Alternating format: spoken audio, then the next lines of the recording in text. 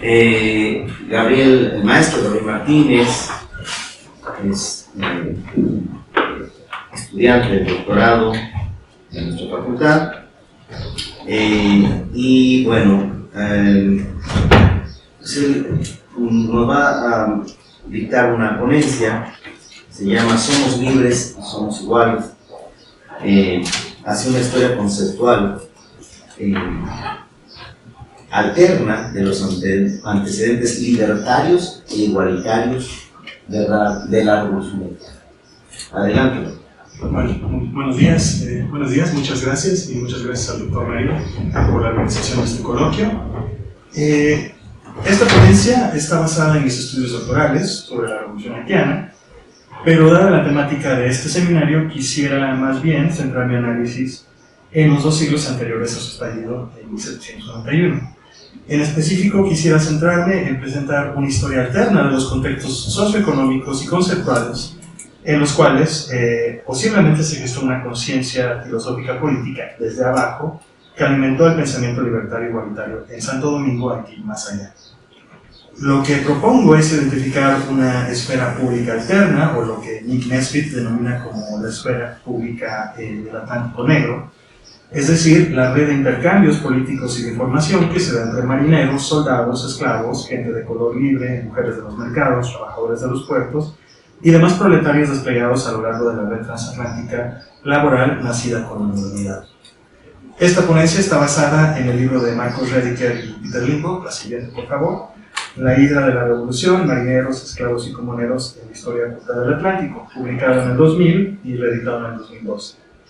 También me basé en el libro del historiador afroamericano Julius Scott, la siguiente por favor, El Viento Común, Corrientes Afroamericanas en la Era de la Revolución Haitiana, del 2018, que justamente investiga las redes de intercambio de información que se dan en el Caribe antes, durante y después de la Revolución de Santo Domingo.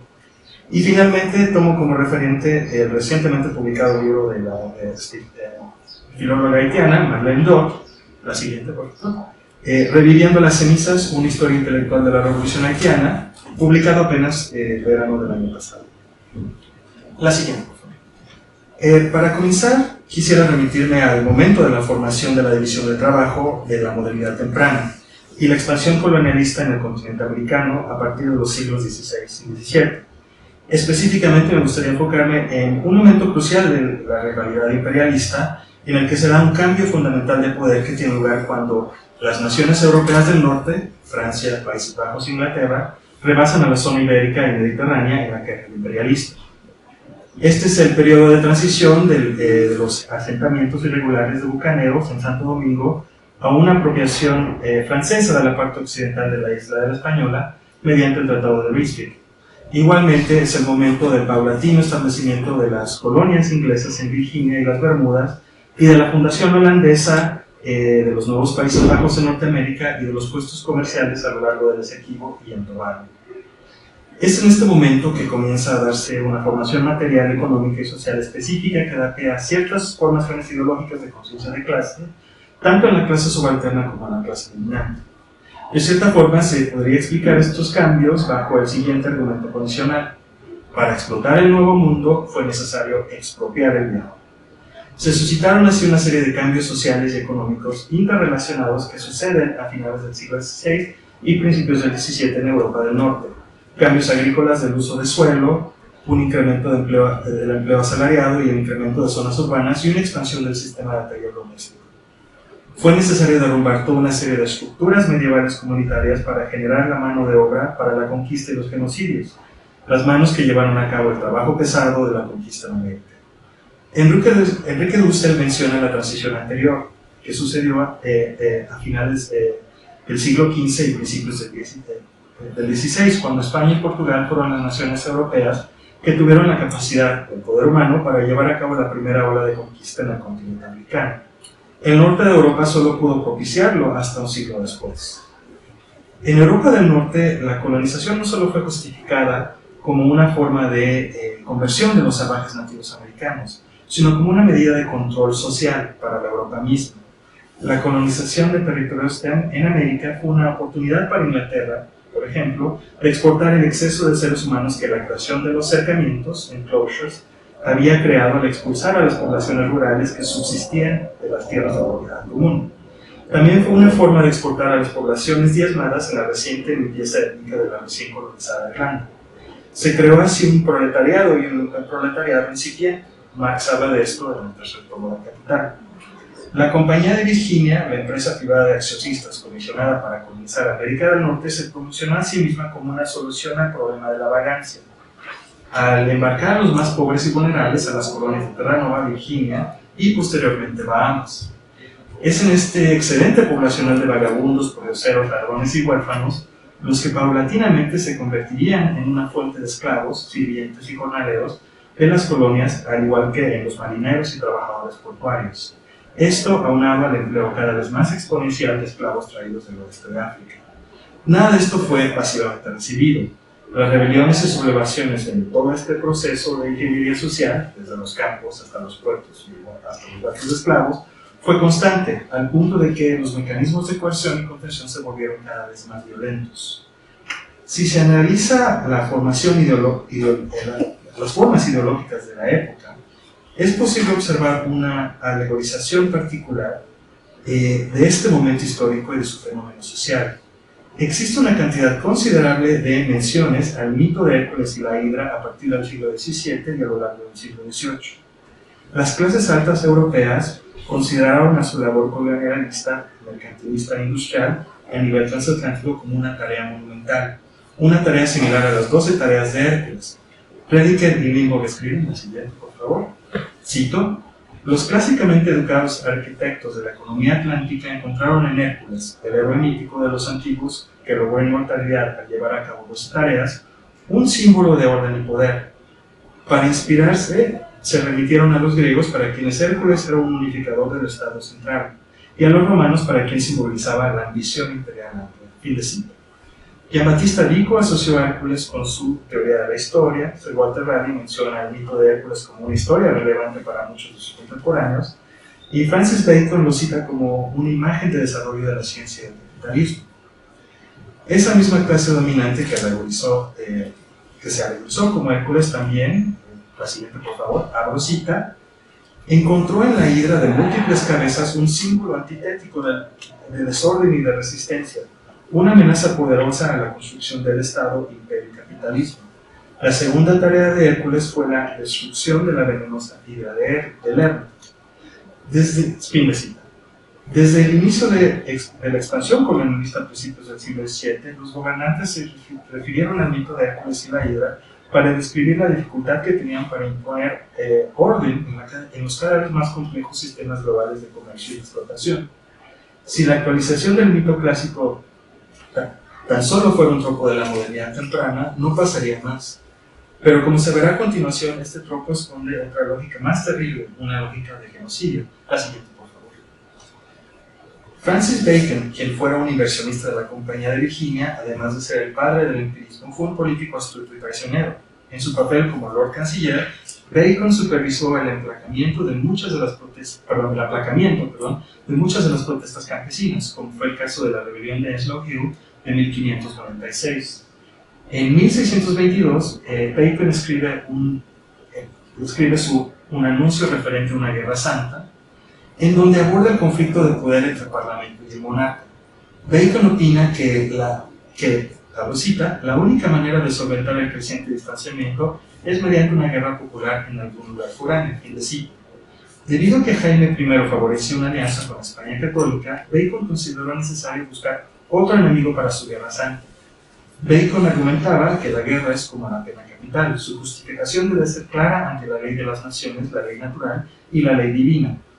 Una pena capital era justificada para aquellos no bendecidos por Dios que no eran naciones por derecho y por nombre y solo eran un conglomerado de masas, una manada o un enjambre. Es aquí donde Bacon recurre a su teoría acerca de la monstruosidad. Para Bacon, lo monstruoso no era simplemente una curiosidad, era una de las 3 categorías o divisiones de la naturaleza. Cito a Bacon: estas gentes han degenerado de las leyes naturales y asumido en su cuerpo y complexión un estado de monstruosidad. Fin de cita. ¿Quiénes son las multitudes que está justificado al eliminar? Según Bacon son los indios occidentales, los cananitas, los nómadas, los piratas, los asesinos, las amazonas y los anabaptistas. Por indios occidentales, Bacon se refiere a los habitantes del Caribe y las Américas, Calíban. Canaanitas se refiere a aquellos nativos desplazados por los israelitas en el tiempo diegético de la Biblia, pero representa a todos aquellos humanos desplazados por los cambios de uso de suelo y esclavos. Por piratas se refería a los corsarios del Mediterráneo, cuyas razzias llegaban incluso a las costas de Inglaterra e Irlanda, y a los filibusteros y bucaneros del Caribe. Los asesinos eran los sediciosos y conspiradores en contra del poder real y el poder planetario. Las amazonas eran las mujeres que atentaban en contra del poder patriarcal del monarca absoluto y su estado. Se refiere a aquellas mujeres que participaban, organizaban y dirigían las protestas en el campo y las ciudades. El último grupo, quizá el más peligroso para Bacon, eran los anabaptistas, que también incluirá a los antinominianos y a otros grupos y movimientos religiosos radicales. Bacon continúa así la tradición de Montesinos de ser un apologista del etos genocida occidental. Bacon remata su lista de ejemplos de monstruosidad afirmando, lo cita, suficientes ejemplos, excepto porque debemos agregar las labores de Hércules. Un ejemplo que, aunque embellecido con mucha materia fabulosa, aún así tiene mucho que notablemente avanza el consenso de todas las naciones y dadas en la aprobación del debilitamiento y la extirpación de gigantes, monstruos y tiranos extranjeros. No solo como algo legal, sino meritorio, incluso un honor divino. Y esto incluso si el repartidor de la extirpación viniera de un extremo del mundo a otro. Fin de cita. El mito de Hércules y la Hidra está alegorizando la formación conceptual de la modernidad. Husserl menciona en su Ética que la modernidad, que se originó en 1492, formula su paradigma hasta principios del siglo XVII, en lo que sería un segundo momento de la modernidad, el momento en que Europa del Norte rebasa el Mediterráneo. El inicio de la modernidad precede a la formulación de su paradigma. Modernidad y paradigma tienen un desfase que desde un punto de vista materialista es lógico. El acontecimiento precede a la conciencia de esto. La alegorización del mito de Hércules, su uso como metáfora extendida, representa la formulación de este paradigma. El mito representa el imperativo de ejercer orden y control, el etos de Hércules, ante el caos y la complejidad de las redes coloniales de la modernidad. La hidra venenosa y monstruosa, criatura tónica, terrenal, corporal, material, amenaza a la abstracción racional e instrumental simplificadora de la administración central colonial que, como escribe Husserl, favorecía el quantum en detrimento del qualitas. Pero el caos de la hidra en sí no representa una conciencia unificada. Sus cabezas son múltiples, separadas por el tiempo y el espacio, pero unidas en una dialéctica. La red misma que propicia la modernidad histórica es la que propicia la expansión de la hidra y consolida su red de disidencia. La organización material de miles de trabajadores en circuitos de intercambio de mercancías y la acumulación capital se tradujo en rebeliones anticapitalistas que, debido a las redes transatlánticas mismas, fueron cada vez más difíciles de contener. Uno de los ejemplos más distintivos de este fenómeno sería justamente el Caribe, la siguiente. Las clases subalternas africanas en el Caribe presentaron dos experiencias particulares en el siglo XVII y XVIII, la clase esclava y la clase de los Inama. Aunque la primera era la norma, el mismo arreglo del capitalismo de extracción propició la formación de la otra clase, los Imama, compuesta por esclavos escapados y por gente de color libre de color asalariado. El paulatino y estable incremento del precio del azúcar creó una necesidad a finales del siglo XVII de limpiar el Caribe de los asentamientos de bucaneros y filibusteros e instituir de forma más amplia el régimen de plantación y el monocultivo con esclavos africanos. Para mediados del siglo XVIII la plantación era la norma, por lo menos en las grandes Antillas. Las plantaciones de esclavos se localizaban principalmente en el interior de las islas, en las zonas rurales. En cambio, en las ciudades portuarias era donde se localizaba la gente de color libre. Cuando los esclavos escapaban, no solo se internaban en las zonas inhabitadas de las selvas y montañas como cimarrones, sino también en las ciudades donde tenían mayor probabilidad de éxito y donde se mezclaban con la gente libre de color. También se embarcaban rumbo a otras islas que fueran rivales intracoloniales o donde las plantaciones no dominaran la economía y era más difícil que fueran capturados nuevamente. Más aún, los esclavos escapados muchas veces se hacían a la mar, convirtiéndose ellos mismos en marineros. Es esta interacción la cual permite una red de disidencia que une las zonas cimarronas de las zonas aledañas a Santiago de Cuba con las zonas del norte de Santo Domingo con las zonas montañosas de Jamaica. Jamaica había experimentado una primera guerra cimarrona a mediados del siglo XVIII. No es ninguna sorpresa quizá que el líder rebelde Tutti Guzmán, el prócer de la revolución haitiana, fuera originalmente esclavo angloparlante proveniente de Jamaica. Las revueltas en Jamaica estaban en ocasiones alentadas e incluso sincronizadas con sublevaciones y malones de Cuba. Scott llama todo, el historiador Scott llama todo esto la movilidad afroamericana. Esta movilidad también fue una movilidad de información. El segundo presidente estadounidense, John Adams, escribió en su diario que, abro cita, los negros tienen un maravilloso arte de comunicar inteligencia entre ellos. Esta correrá cientos de millas en una semana o en una quincena. Fin de cita. Muchos dueños de plantaciones se sorprendían cómo sus esclavos estaban al tanto de noticias antes de que los amos supieran. Son las redes de comercio y el transporte marítimo, los cimarrones y los negros libres en las ciudades, los que permitieron a los esclavos estar al tanto de lo que sucedía en el Caribe e incluso al otro lado del Atlántico, en Europa. Es así como los sucesos que ocurrieron en la Francia revolucionaria de 1789 llegaron a oídos de los esclavos antes de que los grandes bancos pudieran censurarlos. El historiador haitiano Michel Godefroy menciona que para el establishment ilustrado metropolitano, una revuelta de esclavos a gran escala era inconcebible, incluso ontológicamente hablando. Solo la sustancia europea podía resolver la libertad. Pero, si observamos los aspectos históricos desde abajo, de una historia subalterna, de la actividad incesante de las cabezas de la hidra, el estallido era inminente y era parte de un patrón que finalmente conllevó a lo que Rediker y Lindbergh definen como la primera revolución proletaria de la modernidad. En 1631, el poeta Richard Braithwaite acuña el término hidrarquía para designar el orden y la hermandad que se establecía entre marinos en alta mar. Permítaseme un juego léxico y semántico entre hidros e hidra para señalar justamente a las formas políticas subalternas que se manifestaron a lo largo de los 2 siglos de disidencia y lucha anti-protocapitalista como una hidrarquía o hidracracia. Precisamente quisiera cerrar esta ponencia con el ejemplo de una instancia de esta hidracracia anterior a la Revolución Haitiana. Siguiente, por favor. En Nueva York, el día de San Patricio de 1741, comenzó un periodo de quemas intencionadas de varios edificios importantes. Estos eventos fueron el producto de la cooperación y sedición de un proletariado buscando incitar una rebelión urbana. La insurrección fue el producto principalmente de esclavos americanos, de soldados irlandeses y marineros afrohispanos provenientes del Caribe español. Las autoridades se refirieron a los instigadores de la insurrección como los parias de las naciones del mundo.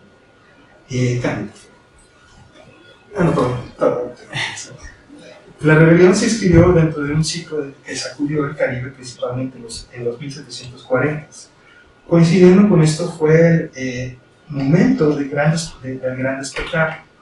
Un movimiento de predicadores religiosos con una exégesis igualitaria de la Biblia, como fue el caso de James Davenport, quien alentaba a sus seguidores a erradicar la propiedad privada en aras de un, ahora cita, comunismo de las esposas, al igual que de los bienes. Los principales instigadores de la insurrección de 1741 fueron la pareja sentimental de John Gwynne, un esclavo escapado, y Margaret Kerry, una prostituta irlandesa. En las reuniones conspiracionistas que se llevaban a cabo en la taberna de Hudson, se ejercía un comunismo en el cual quien no tenía para pagar el alcohol y la comida podía consumirla sin ningún costo. Los registros constatan que Cuffy, otro de los conspiradores, opinó en las reuniones que muchas gentes tienen demasiado y otras muy poco, y esperaba que cuando la sublevación fuera exitosa, los africanos e irlandeses se convirtieran en los nuevos reyes. En estas reuniones se opinaba que en Nueva York debería haber un gobierno abigarrado para gente abigarrada. Por abigarrado, motley en inglés, se está refiriendo a las vestimentas multicolor de los carnavales, los eventos festivos cuando el mundo se pone de cabeza. Motley son también los harapos de los indigentes. La traducción del motley al alemán es justamente el mundo. Ahora sí. Este tipo de acontecimientos de una historia desde abajo no son las causas directas del estallido en Santo Domingo. La revolución haitiana definitivamente tiene una excepcionalidad que no se localiza en las revoluciones de esclavos y cimarrones anteriores. No obstante, es imposible estudiar a la revolución haitiana en un vacío que no investigue este tipo de fenómenos como parte de una paulatina formación de una conciencia proletaria. Pero cierro con una pregunta que se me suscitó durante mi investigación. Si se toma en cuenta la efectividad mencionada de las redes de información de la movilidad afroamericana, habría llegado noticias del levantamiento de Tupac Amaru II en el virreinato del Perú de 1780 y de su evolución de la esclavitud africana hasta Santo Domingo. Muchas gracias. La última. Muchas